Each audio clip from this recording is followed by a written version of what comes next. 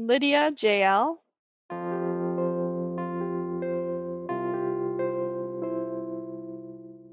She was absolutely beautiful, and perfect in every way. She had curly brown hair. She had my chin and her daddy's feet, the cutest button nose, and she was just absolutely adorable. 3 pounds, 8 ounces. Welcome to Still a Part of Us, a place where moms and dads share the story of their child who was stillborn or who died in infancy. I'm Winter. And I'm Lee. We are grateful you joined us today. Please note that this is a story of loss and has triggers. Thanks to our lost parents who are willing to be vulnerable and share their children with us. If you're listening to this podcast, just know that on our YouTube channel there are pictures and videos that are related to the stories that are being shared. Subscribe and share it with a friend that might need it, and tell them to subscribe. Why? Because people need to know that even though our babies are no longer with us, they're still a part of us. Danielle, thank you so much for coming and talking with us today on Still a Part of Us. I have heard about you for so long, and now it's just a privilege to meet you and have you on today to talk about your sweet Lydia. So welcome. Thank you. Thank you for having me. I'm excited to be here. Yeah, we're excited for you to be here. So can you tell us a little bit about yourself? Tell us about who you are, kind of what you do right now, and then can you tell us a little bit how your family looked Sure. when Lydia was born?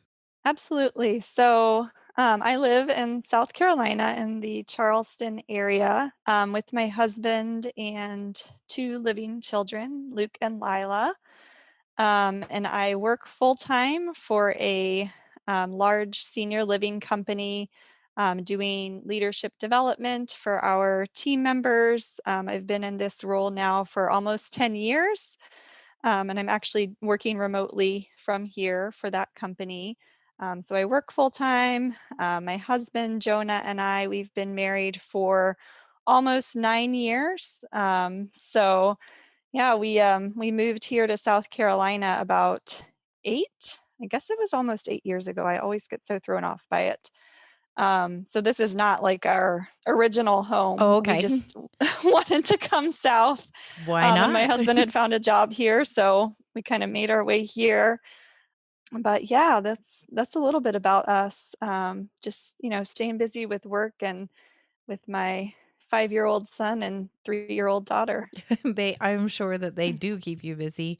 Do you guys like to do? You guys Yes. have any things that you guys like to do as a family, or any personal hobbies that you Yeah. have? We really love, the outdoors. We like just, doing anything outside, whether it's going on a hike or even just hanging out in our backyard or going to the park or the beach. We're not too far from the beach. So we love doing outdoor stuff. I also really enjoy shopping, more like antique kind of shopping. Like we have a lot of Oh, really cute antique shops down here. So fun. I really like going to those and, looking for like unique home decor or furniture, things like that. And my husband's pretty into that kind of stuff as well. So that's kind of a non-kid related thing that I like to do. And then I do spend too much time shopping for my daughter as well.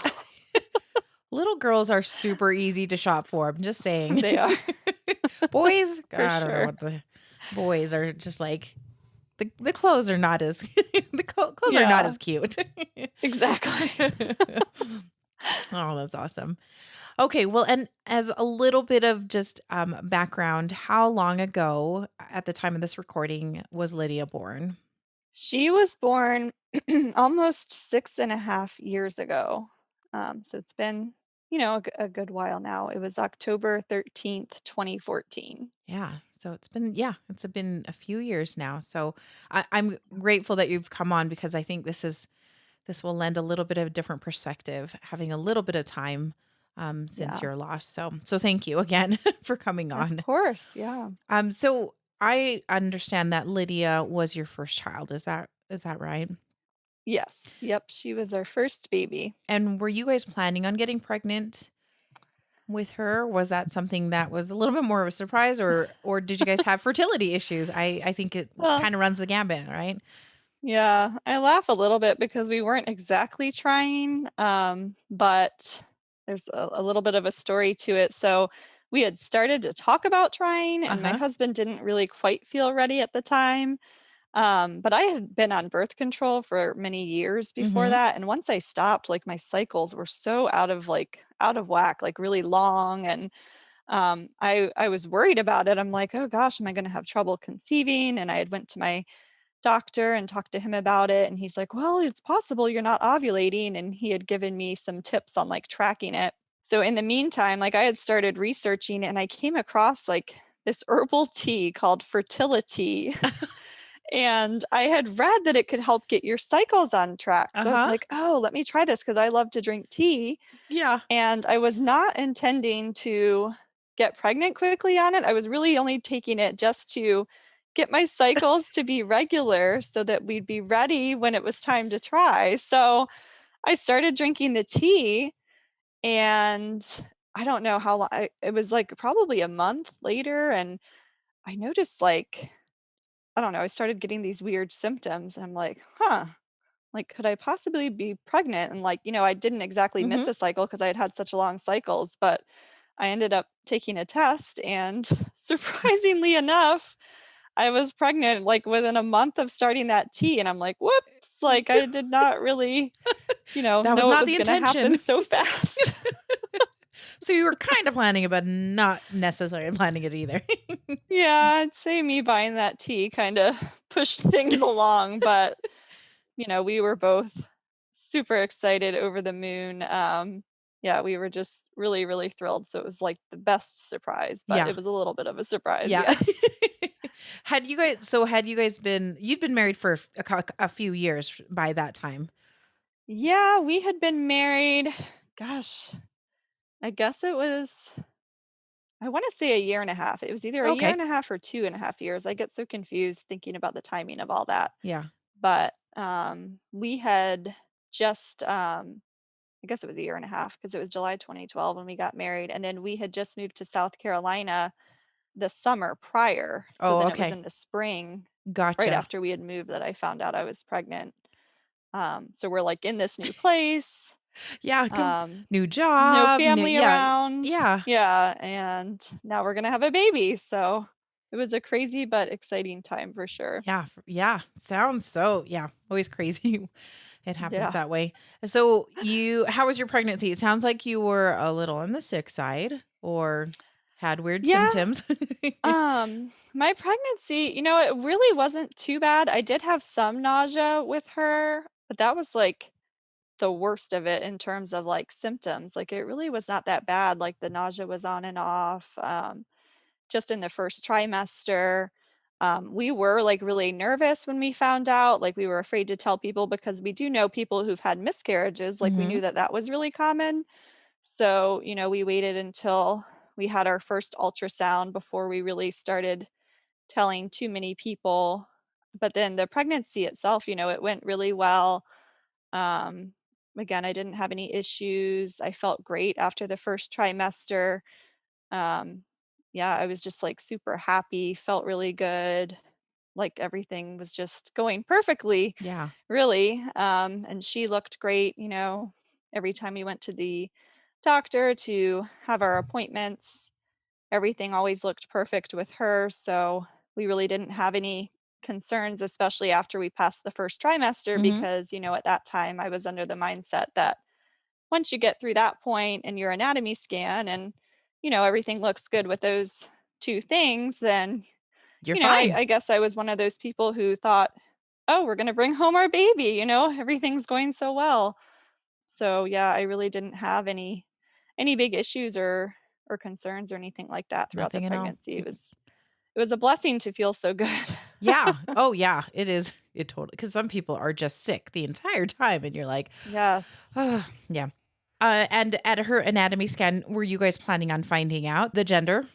Yes. So I am rather impatient. So actually, I booked one of those little boutique ultrasound Oh, yeah, yeah. places Mhm. like early. I don't remember if it was like 14 or 16 weeks, like whenever it is that you can book those and find out the gender. So we went to one of those places to do that, and we did it in a little bit of a unique way.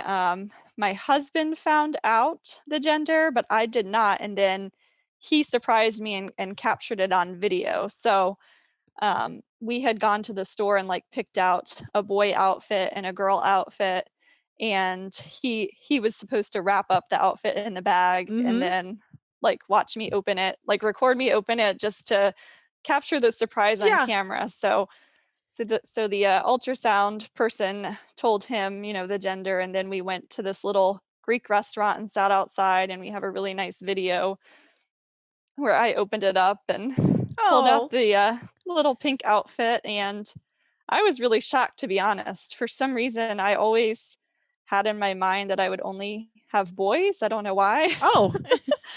I always wanted a girl, but I just always was like, I'm never gonna have a girl. Like, I know I'm only gonna have boys. I'm gonna be a boy So, mom. yeah, yeah.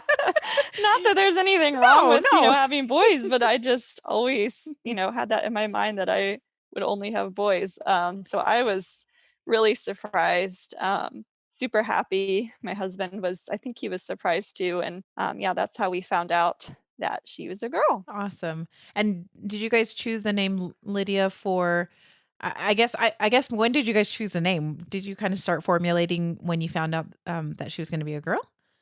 Yeah, we started thinking about it pretty early on and debated for a while. And then we picked the name Lydia probably sometime when I was in the second trimester, so not too long before she was born. But yeah, we decided on the name Lydia. My husband really wanted it to be a biblical name. Mm, So I was kind of going through all the female names in the right? Bible, and I really liked Lydia. I liked that it's, somewhat unique as well and just a pretty name. Yeah. So that's how we picked Lydia. And then her middle name is actually pretty unique as well. Again, it's Jaelle, Mhm. Jaelle. And so my husband had read about a name in the Bible, which I think is Yael. It's Jael. It's like a heroine in the Bible. I don't know. I wasn't Oh, familiar with it. okay. And I was like, well, if we spell it Jael, like people are going to think it's jail, like I just, We got to I change it was up just a not, little. I was not really feeling it. So we had not actually decided on her middle name, but then when we were at the hospital after I gave birth to her, I thought that was the best name because I knew my husband really liked it and it was unique. And on another cool part about it is the ELLE. It's kind of like my name, Danielle. So Yeah. it's There's a kind little of bit of cute that tie. Yeah. it has that feature. So that's how we picked her name. Yeah. Very cool. Very cool. Okay, well I always like to know about how the names come about. So Yeah. everything is looking great. You're feeling good. And tell us what happens. What Yeah. yeah, when do you So find out? yeah, everything again was going really well. Actually, at that point in our life, we had rented a place when we first moved here to South Carolina, and our lease came up. So we ended up house hunting and bought a new house, in August. And then again, Lydia was born in October. So we had just moved into a new house, and every house we went into, we were imagining, is this where we're going to raise our baby? And, so anyway, we had moved into this new house. Everything in life just felt like it was going so good. We were approaching the end of the pregnancy, or at least I was getting to the third trimester. Mhm. So I'd had a baby shower. We had started painting her new room in our new house and getting the crib set up and everything like that. Like everything was just going perfectly fine. And I even remember at one point, like, I just felt so like guilty. Like I kept thanking God every day, like that we were being like, I just felt like we were so blessed. Like we had this beautiful new house. We lived in this new location. We're having a baby. Like, I don't know why. Like, I just felt like things were going so good. And I just had this weird worry in my mind that like Mm. something was going to happen. Like, I don't know. I don't even know how to explain it, but I just remember having that feeling.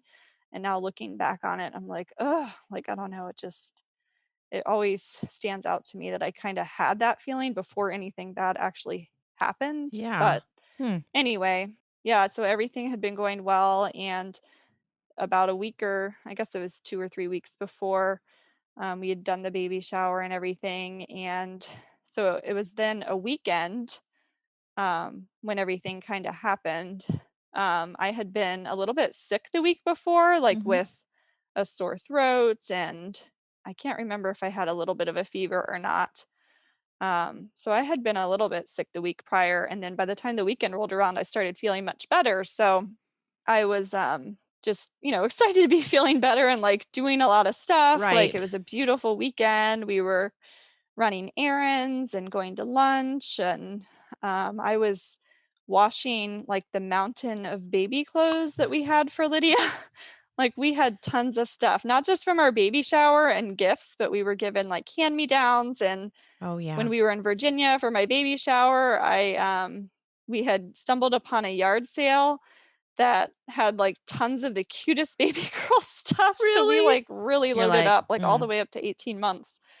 So anyway, I was like doing all this laundry and folding the baby clothes, and I just have this vivid memory from that weekend, standing in my laundry room, like looking at the little bitty socks and just smiling to myself, thinking about like how excited I was to become a mom, and how close we were getting to her being born, and again, just feeling so grateful and excited because nothing was wrong at that point. Mhm. Um, and so that was like Saturday, and then also into Sunday. I was still kind of doing the Lau laundry kind of laundry. thing.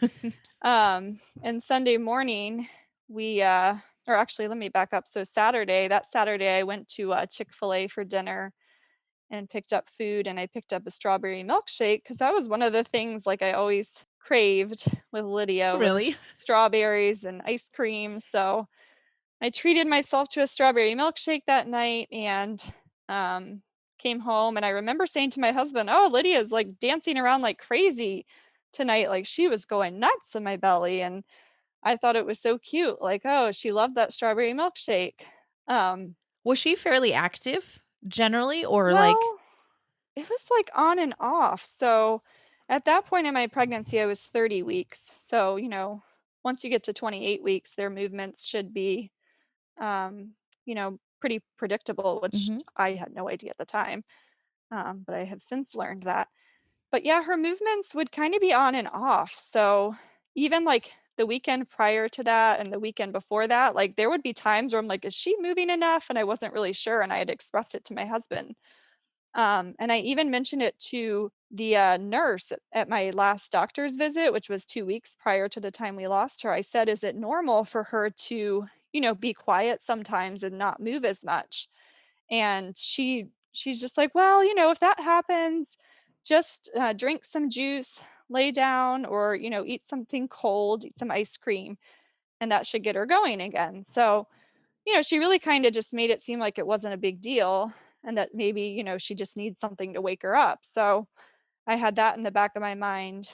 Um, and I'd even, I guess, mentioned, I don't remember this specifically, but my husband remembers me asking the doctor at that visit, like, should I be counting kicks? Because he asked me, he's like, are you feeling the baby move? Like, that's all the doctor asked. Yeah. I was like, well, yeah, like, what a strange, I don't know. That's a strange question to me because that's like a yes or no Yeah, yeah.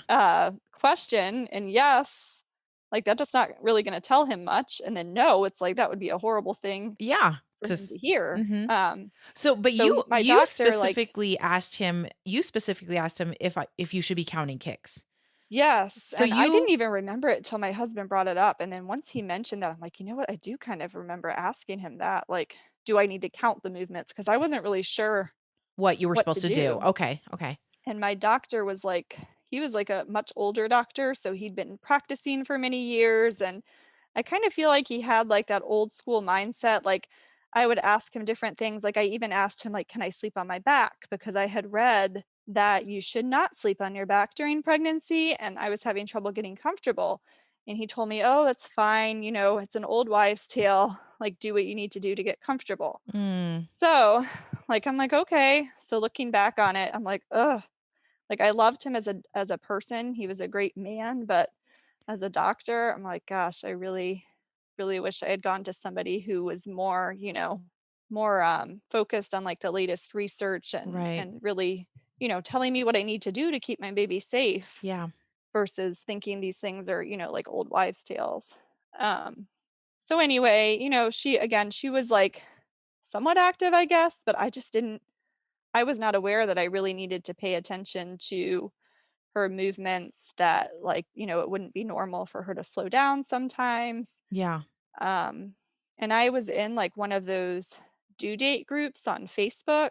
I don't know if you're familiar with those, but like Yep. it's like the December due date group for all babies, Yep. Yep. or all women who are pregnant with babies due in December. So I was in one of those, and like I remember sometimes I'd see people post about their baby like not moving much, and then everyone's like, "Oh, they're probably just sleepy. Like my baby did that too and they woke up." So I had remembered reading posts like that. So I just assumed that, sometimes babies get sleepy and they slow down. Yeah. Um, so that's like all I knew about movement. So anyway, that Saturday night again, she was moving around like crazy. And then my husband and I watched a movie, and it was like super late that night. I went to bed and I was like wiped out that night. I remember laying down in bed, and I do remember thinking at the time, like, oh, she's not kicking around. Usually, like when I'd lay in bed, she'd like give me some kicks. Like Yeah. once I laid down, but I was like, oh, I'm up later than normal. I'm so tired. I'm sure she's tired. So I went to bed, and I swear I slept on my back that night because I was so tired. And again, my doctor, like, I remember thinking I probably shouldn't, but I'm like, well, he said it was okay. Yeah. I'm so tired. I just need to get comfortable. So I slept that way that night.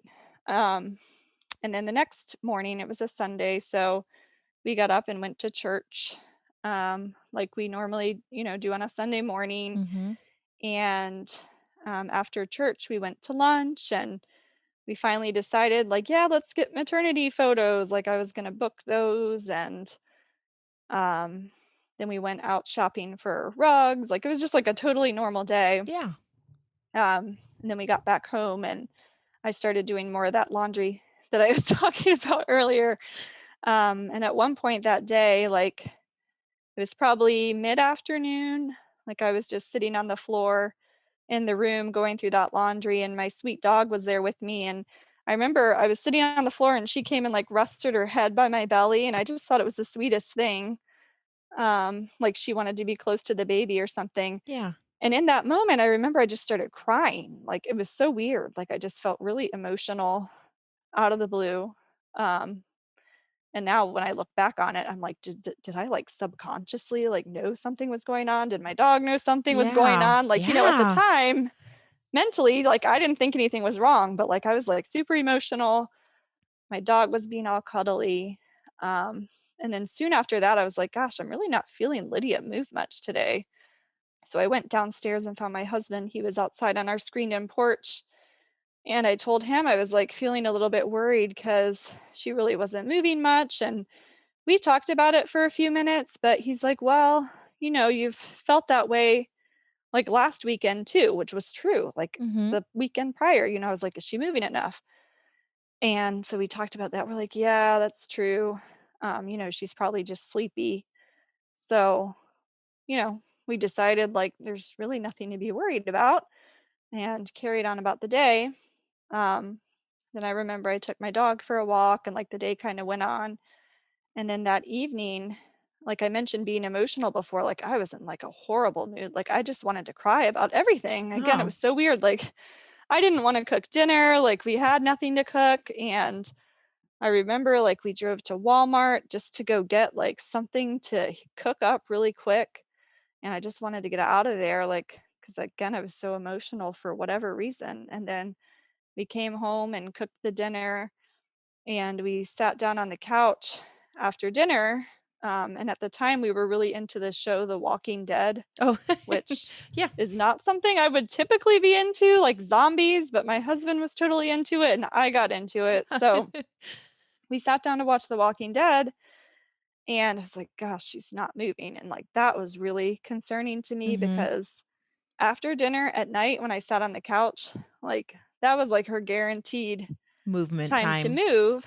And so since she still wasn't moving, and I had already been worried earlier in the day, I was like, okay, this is freaking me out a little bit. But I didn't actually say anything to my husband yet. I didn't want to like over worry him. So Mhm. I got up and I made a bowl of ice cream. Like I was doing everything that nurse had told me to do.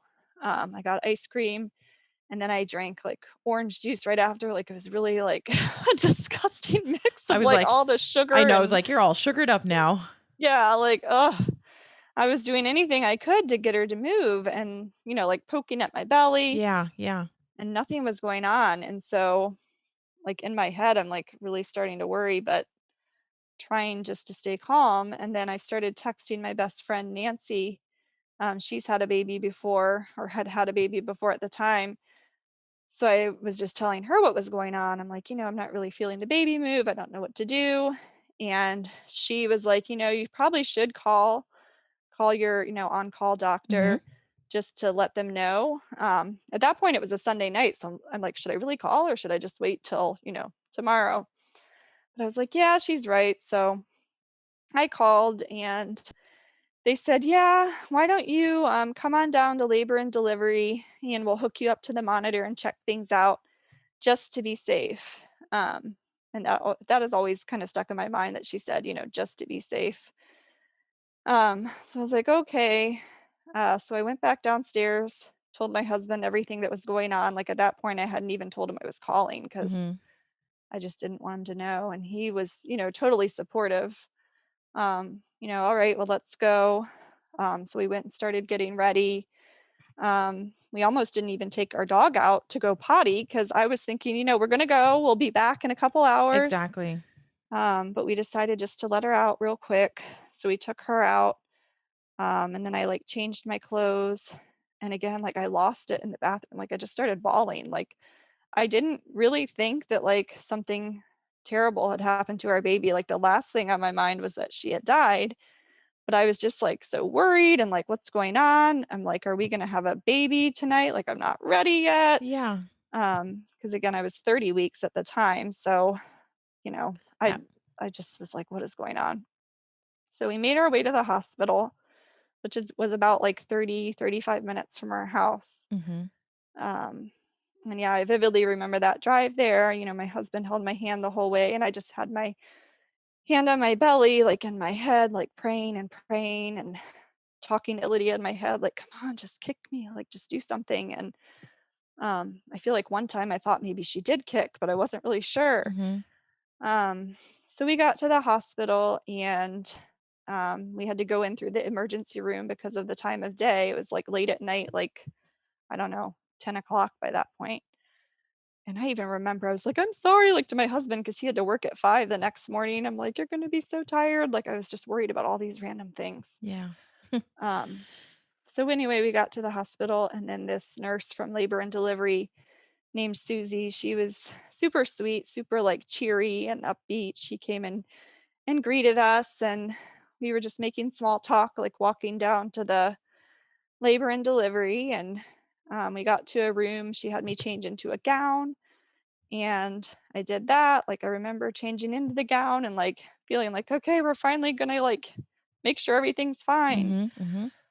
So I got into the hospital bed and Susie got the Doppler out to try to find Lydia's heartbeat.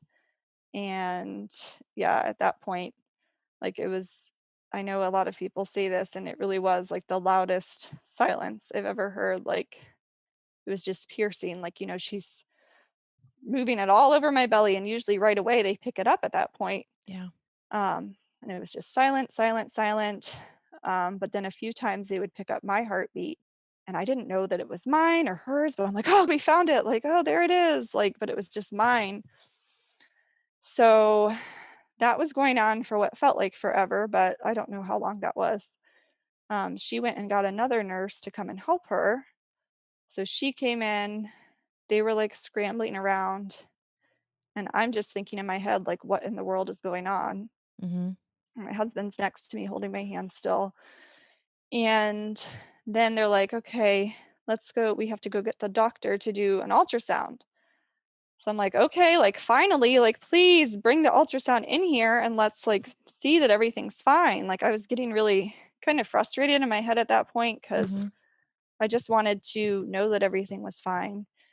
So this doctor came in who we had never seen or met before and, rolled in this little ultrasound machine and pulled it up on my left side. And I looked over and first thing I saw was Lydia's, perfect little profile with her little button nose. And then he moved the wand and it was right over her heart.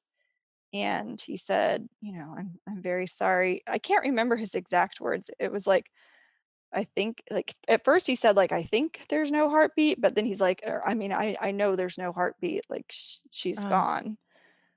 Um, and I was just like in complete shock. Um, I couldn't look at him. I couldn't look at my husband. I was just sitting or laying there in the bed and like looking at this wall in front of me, like staring at this wall, like in complete shock, trying to understand what he just said. And, um, it was just the worst possible thing to have to hear as a mother. And, you know, that was really, really hard to take in. Um, and immediately, I started thinking, like, what did I do? Like, how could this happen? Did I, was it something from me being sick last week? The nurse told me I could take a Tylenol. Should I have not taken the Tylenol? Like, did I eat lunch meat and not microwave it long enough? Like, yep.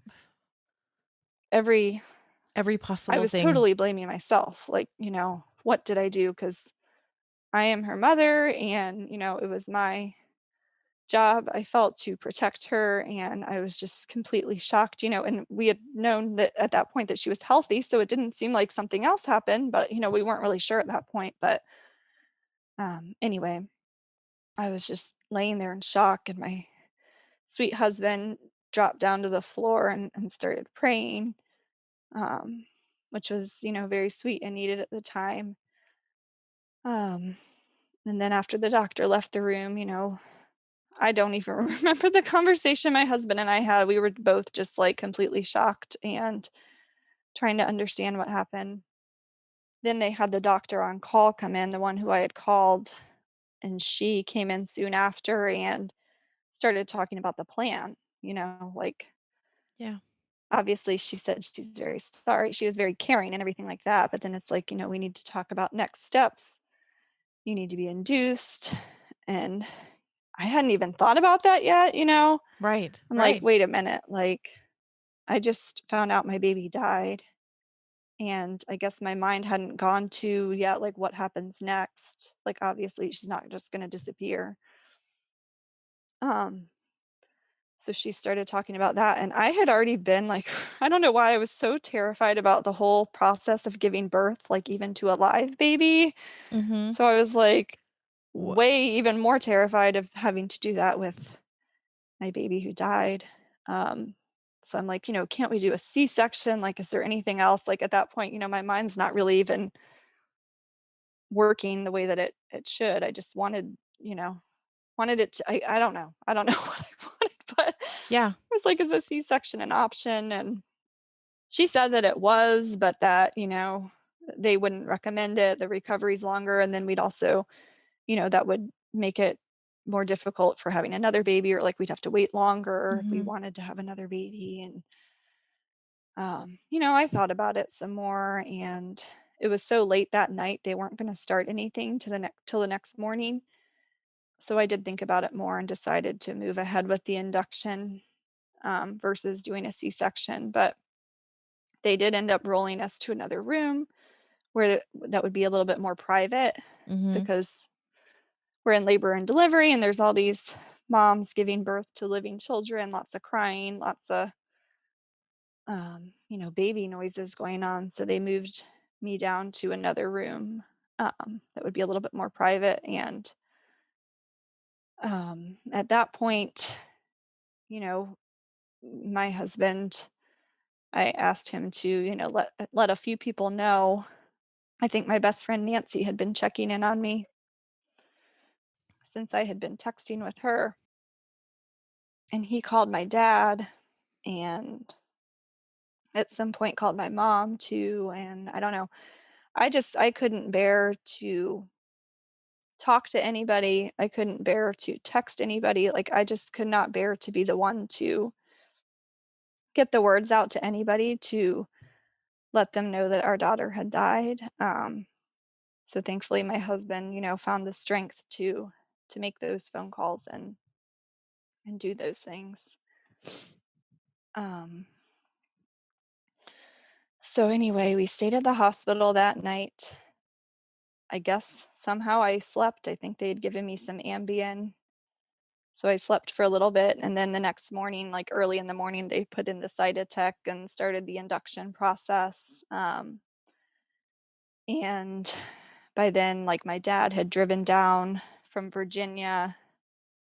I think he drove down. He was in New York and like flew back to Virginia and drove down Oh, to be with us. And my mom and stepdad, they were living nearby at the time. They had just moved down here as well. So they came to the hospital and visited with us some.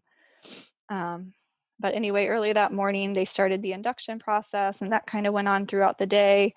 I did have an epidural that was recommended to me, and I was just like so nervous about the pain and stuff. I was like, okay, so I did the epidural. And then throughout the day, like things were progressing slowly. They weren't really moving along that fast. mm-hmm. And I even remember like early evening, I wasn't that far along. Like I don't remember how dilated I was, but it really wasn't that much. So I was like, okay.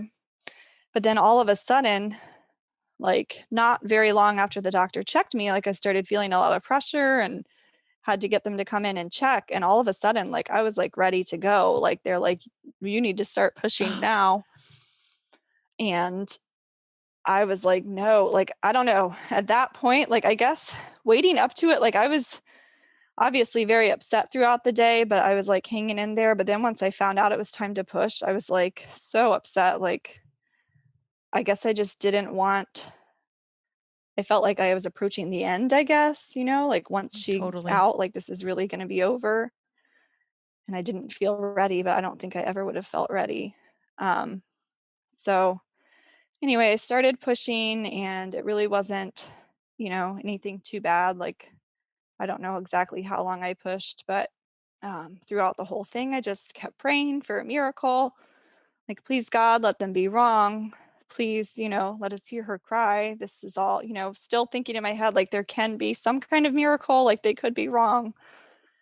But she was born and, um, that I know I said earlier that not hearing the heartbeat was the loudest silence, but I guess truly once she was born and we heard the silence, that was really the loudest silence I've ever heard. I knew she was out and I wasn't hearing anything. And they had asked me, like, did I want her to be cleaned up before they handed her to me, or did I want them to just hand her to me? And I was just so scared, I didn't know what she was going to look like.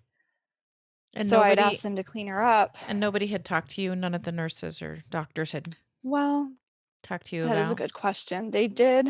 The nurses there were amazing. They were so sweet and supportive. And yeah, before I gave birth, like throughout that day, they talked to me some, like, do you want to hold her? And I was like, oh, I don't know. Like I was so scared and didn't Mm-hmm. know what to do, but they really encouraged me to do that. And I'm so like, I can't imagine if I hadn't, held her. Um, and then they also talked about now I lay me down to sleep. Mm-hmm. Photography and asked if we wanted pictures. And then again, at that time, I'm like, pictures, like, it's not something I ever thought about, but I'm so grateful that we said yes and opted to do that. But yeah, they did say, I could have her cleaned up or put on me, and they didn't really know how she would look. I guess it's kind of hard to say because they don't know like How long she has been. Yeah. how long she'd been, gone and that kind of thing. So I had them clean her up, but I could see them like, taking her over to the warmer thing to get her cleaned up. And I remember then I was like so sad. I'm like, I just want her now. Like that's what I was thinking. Oh. Like, give me my baby. Um, but they cleaned her up and handed her to me, and she was just, absolutely beautiful. I was truly amazed, because I didn't know what to expect, especially since she had passed away, but she just looked perfect. She looked like a perfect, beautiful baby. Um, she, had these cute little lips, and again, I was shocked by her hair. Like I couldn't believe she had dark hair, and like the little waves in it were so cute, and she was just precious and so beautiful. And I held her in my arms, and did not want to let her go. um, ever. Uh, we did learn that the umbilical cord was very tight around her neck Oh. and her right ankle, like both. And it was so tight that there were like indentations on her neck and Oh. her ankle. So they were, fairly certain that that is what happened to cause her to pass away, unfortunately. But yeah, it was 7:56 p.m. Okay, and that is so weird. I literally just said that and the clock on my laptop is 7:56 p.m. Yeah, I was about to say, I was like, "Oh, yeah, that That is is so weird. exactly." So she was born at 7:56 p.m. and we, held her that night for as long as we could. Again, my dad was there and my mom and stepdad, they all got to meet her. And at the time, again, we were new to South Carolina. We didn't have many friends here or Mhm. much of a support system, but we had been in a small group at church and had some friends through that, and they were just the biggest blessing throughout all of this. Oh. They came to the church too, or I'm sorry, to the hospital too, and a couple of them got to meet Lydia at some point, and we were just so grateful. Like I was like proud to show her off. It was, kind of weird. Like, it was so horrible what had happened, but like to me, she's this beautiful, perfect baby, and I wanted everybody to see her and know her. I wanted as many people to know her as we could. So, anyway, late that night, the nurses did suggest, that she go to the morgue. I don't think they actually said it that way, and I wasn't even really thinking about it, but like they really encouraged me to try to rest Mhm. and that they would bring her back in the morning. So I reluctantly agreed to it. And that was, they had to give me Ambien to get me to sleep again, but I did sleep a little bit. But every time I woke up, I'm just like, where's my baby? Like, I Yeah. want my baby back. Um, so as soon as I woke up that morning, I was, trying to page the nurse to bring her back to me as quickly as possible because, it was Yeah. terrible to be without her. And I just wanted her there. Like, I wish I could have held her all night. Like I wanted to, but I was afraid like I'd drop her or something because I really was getting so tired. And they brought her back that morning, and then we spent some time with her, like several hours that day, the day after she was born. We didn't have a cuddle cot or anything like that, so I just held her in my arms, and my husband held her some. But I will say I do feel kind of guilty that I didn't really let anybody else hold her other than my husband. Like I never let my mom or my dad hold her, and I really wish I could have given them that experience. My husband's parents did come down too, but it was like later that day, so they Mhm. didn't actually, get to hold her or anything either. It makes me sad now that nobody else got to know what it was like to hold her except for me and my husband. But like selfishly, I was like, this is the only time I'm going to get to hold my baby. Like, I Yeah. want to do it for as long as I can. Yeah. Um, so we had talked to the doctor about whether or not to do an autopsy. And the doctor that we had seen at the time did recommend it just to make sure there were no other issues. Mhm. It was pretty obvious that it was the cord accident, but with it being our first baby, they said, it's probably good just to rule other things out. So we did agree to do the autopsy. And so, throughout that morning, the nurse kept talking to me about how they have to start the autopsy within a certain amount of time and, that we'd have to move ahead with that fairly soon. Um, and, throughout that day, especially like Lydia was changing a lot, like her color was changing, her skin, had started peeling some, and that was really devastating to see. Yeah. Um, like in my mind, like it wasn't gonna, like I was gonna hold her forever, like nobody was gonna take my baby from me. But the nurse kept telling me, and then my husband, he's like, it probably is going to be time soon just because of how she was changing. So, Yeah. And did your hospital have a policy on how long you could actually keep her? Or was they didn't well, tell you and there was nothing in particular? Yeah, they didn't really say anything, like, that there was any sort of policy, but yeah, just like that next morning after we had her, they were pretty like, I felt like the one nurse, like, she was trying to be nice, but I felt like she was getting a little pushy, like, with, "We have to it's time to take her." I don't know exactly what time it was, but it was probably, like, around 12 or 1 that day that I handed her over to the nurse, which was really hard Yeah. to have to hand her over kind of for the last time, so Yeah, it's the worst thing ever. it really is, yeah. So that was our time spent with Lydia at the hospital. Sorry if that was a super long long No. story. I actually wanted to ask you, so you got pictures taken with So I Lay Me Down to Sleep, and, Mhm. were you guys able to get, like, handprints or footprints or Yeah. molds or anything like that while you were there? Yes, yeah, the Now I Lay Me Down to Sleep photographer, she was amazing. She got beautiful pictures that I'm forever grateful for. They did get Lydia's handprints and footprints, which I'm so thankful for as well. Um, I do wish I had been given more guidance in terms of, like, how to make the most of our time with her Mm, because I just felt so scared, like, I just had her wrapped up in that, blanket or her gown for so long.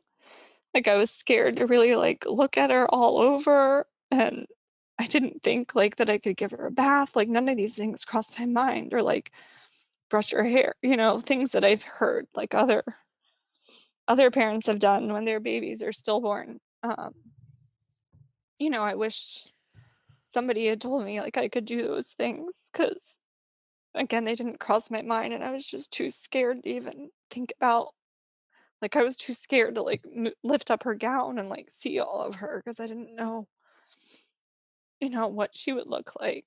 Um, yeah. so, I'm very grateful for what they did give us, but, you know, just those things I wish we could have done. Like, I wish there was some kinda guidebook for somebody who's lost a baby, which I've actually thought about, like, making one to give to the hospital, to give to parents going through loss, just things for them to consider, because Yeah. nobody goes in there prepared for that or knowing what to do. Nope, you don't have any clue So, what you're doing. You have yeah.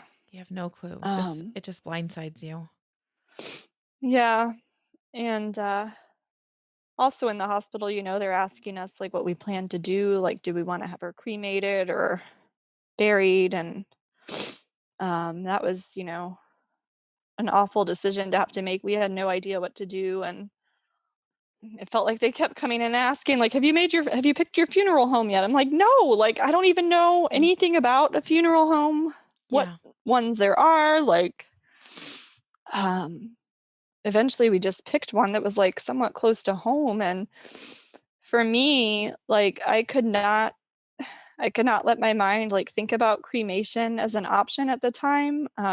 I guess it was just, like, too much for me to understand, like, that she would just suddenly, like, I don't know, I felt like her body would just suddenly disappear, and I just couldn't, like, for myself, I couldn't wrap my head around it, and I remember some people trying to encourage me to do that because then, she could technically, like, be with us wherever, like, in her Mhm, home, and mhm. again, we were new to this state, so, you know, we don't know where we'll be buried one day.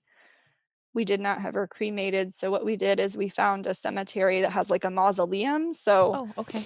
um, she's, like, in a mausoleum, so she could easily be we could take her casket out and move her at some point,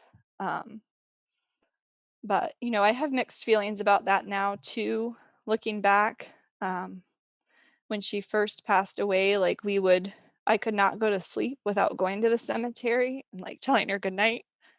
And I just felt so terrible, like, leaving her there all by herself, and even now, like, 6.5 years later, every time I visit her, I'm just like, "I'm so sorry," like, I hate leaving, even though I know she's not actually there, like, Yeah, personally, I believe she's in heaven, and, but just remembering her little casket and her body going in there is really hard, and leaving her there, but that was kinda what I guess was best at the time when we had to make that decision. That was all I could get myself to do. yeah. Um, we did have a memorial service for her. It was a smaller service. My best friends came down for it, and some of Jonah's family um, up in Virginia and West Virginia came down, and we did a service for her a few days later. And we had opted even for an open casket because, again, like, I just felt so proud of her and wanted people to meet her and see her. Yeah. But that was really hard. I wasn't expecting her to look so different in Yeah. the casket. Like, I felt like she didn't look like the Lydia that I held a few days before, so that was really hard. And just like I kept holding or putting her hand around my finger, and her hand was so stiff, and that was just really, really hard for me. But I was really grateful to see her again, though, and Yeah. um, you know, give her that service. Um, but that service was really difficult for me, and I can hardly remember anything about it other than actually like seeing her and touching her. Um, like, I don't remember anything that anybody said or anything like that. I was just still in too much shock. And I do remember my brother asked if I wanted him to take any pictures at the service, which I think was really nice of him to ask. And he and my sister-in-law had come down, a couple days prior to that too, to be there for us. And I was like, no, like, I don't know. I was just so angry to be at a funeral service for my daughter. And I told him no, but looking back, I really wish I had said yes, because I don't remember a lot about it. And I, was not in a good place at the time, but I really wish I could have um, had some memories of that service to look back on. Yeah. Um, but then when we got to the cemetery, like, that part was nicer. They had taken us like in one of those small limos, my husband and I, and it was just such a surreal experience. Like, we were in the back seat, me, and then our daughter's casket and my husband. And like, I remember driving there, I'm like, this is not real. Like, this is not happening. No. It was just so bizarre. And then we got to the cemetery, and my best friends had gone and picked up my dog, which was so sweet, so she could be there. And we had balloons, so we did like a balloon release and laid her to rest there. So that part of it was beautiful, and I do remember that. It's just like the actual service itself was really, really hard for me. And like, I wanted to like hide from everybody. I actually did go in this back room for a while just to like hide, because I couldn't face everybody. Everybody was so sad, and obviously I was so sad too. But at that point, I was like, I couldn't even cry anymore, because I was like in this weird shock phase, and I was like, I just want to be I alone. just don't want to be here. Yeah. Yeah. Yeah. Yeah. So um,